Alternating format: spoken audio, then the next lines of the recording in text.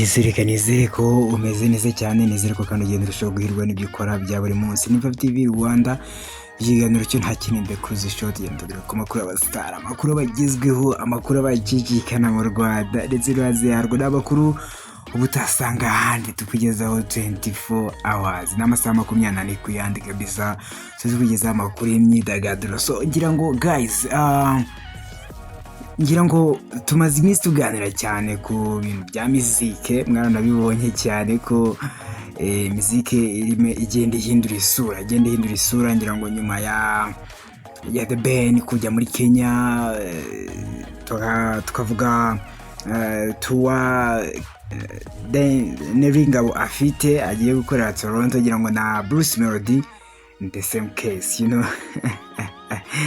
Man kabisa, ibintu ni navuga ko ibintu biri kugenda bisa naho expanding, bifata indi ntera. Urebye uburyo ki abahanzi nyarwanda basigaye bagira amadira remereye cyane, ugereranyije n'igihe cyashize. Gira ngo basigaye bagira amadira remereye haba mu Rwanda hano no hanze yarwo. So bamwita Itayiwacu Bruce cyangwa se Bruce Melody ku mazina y'ubuhanzi nk'uko dusanzwe tumumenyereye.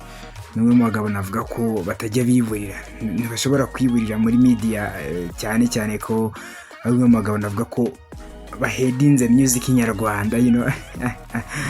Wedagira ngo dinze kuvuga gutya ari abantu ari bunyumve nabi, but Bruce Melody, The Ben n'abandi bahanzi ni umwe mu bahanzi bakuru dufite hano mu Rwanda. Numwe mu bahanzi navuga ko ni bakuru cyane yendeye kuri experience, yendeye ku byo bakoze n'ibyo bamaze gukora.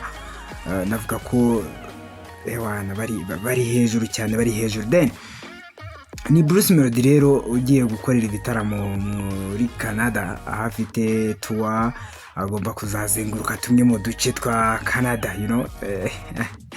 Man, ngira ngo 2024 yagizana ibintu navuga ko bisa naho byihariye mu muziki nyarwanda. Natweretse ko music nyarwanda nitwitonda neza tukabigendamo neza cyane ishobora kuzatungurana. So ni tour agomba kuzagira muri Montreal, no mu mijyi ya Canada. Ngira ngo ni muri kwa munani October, mu kwa 10 kuri ni ibitaramo afite kuri 28 z'ukwa munani, 5, 12 na 19 z'ukwa 10, you know. Navuga ko ni iki gihe turimo kujyamo, donc ni iki gihe turimo kujyamo kiri imbere. So ubona ko guys, navuga ngo donc 2024 yazanye ibintu byinshi, yazanye ibintu muri music nyarwanda bisa naho bihinduka cyane, bisa naho byerekana ko music nyarwanda ishobora kuzazamuka cyane, ishobora kuzazamuka ikaza kudutama akantu. Ngira ngo iyi ni tour iri mu gihugu cya Canada, haraguru ya Amerika cyane, ku mugabane wa Amerika. Hano navuga ko abahanzi nyarwanda bakunze kujya, hari diaspora nini, diaspora East Africa. Ngira ngo mujya muyibona y'abahanzi benshi bagiye baranatwika kabisa. Navuga ngo ni hamwe mu hantu abahanzi nyarwanda bajya bakaganza ukabona ko ibintu byagenze neza, you know. Guys, man kabisa, ni ikintu cyanyeretse ko music nyarwanda by the time kibura n'igihe, you know. So navuga ngo kuri Bruce Melody azi kwitwara neza, it's a big opportunity, you know. Cyane ko iraba ari audience imenyereye music, audience yishima cyane, audience appreciating, audience appreciating ibyo yiha, you know. Ngira ngo mwaribonye last time Kenny ubwo yaherukaga yakoze ibintu bisa n'ibitangaza, stage yagize, buryo yaririmbanye n'abantu biwe. Ubona ko this time dukeneye, you know,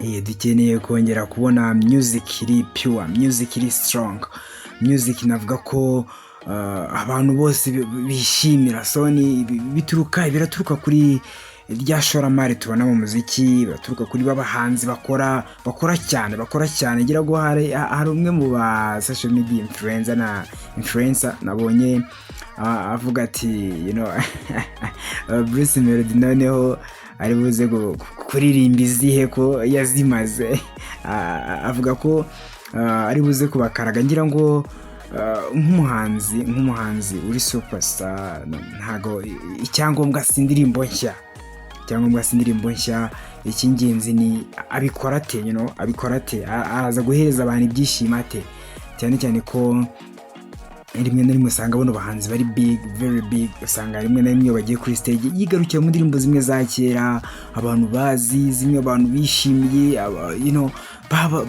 baririmba, usanga aba Bruce Melody bagaruka muri za telefone ikinya samoya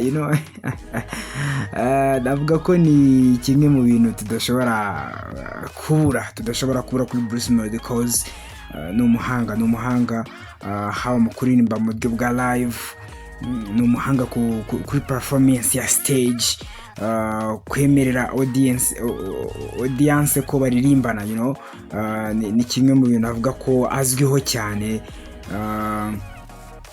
Kuri vocal hari ibintu byinshi bimufasha, so navuga ko ni ikintu ubwanjye navuga ko abantu bahara Toronto don't worry kabisa, Bruce Melody navuga ko n'umwe mu bagabo batajya biburira, ntago bajya biburira, urebye uburyo ba performinga, urebye uburyo baririmba, donc no kuba ari umuhanzi munini, umuhanzi mukuru, hari ibintu abarambyemo, hari uburyo yitwara, hari uburyo yitwara kandi bukonveka. So ngira ngo ni byinshi cyane rero bigenda bivugwa kuri iyi mihanda ya Kigali, muri showbiz nyarwanda tugenda tuvugaho buri munsi, ugenda tugaruka buri munsi. Ni Fyve-tvrwanda kuko umaze kumenyera ngeri defa mu bugize ikiganiro The Cruise Show, bakubwira ngo God bless.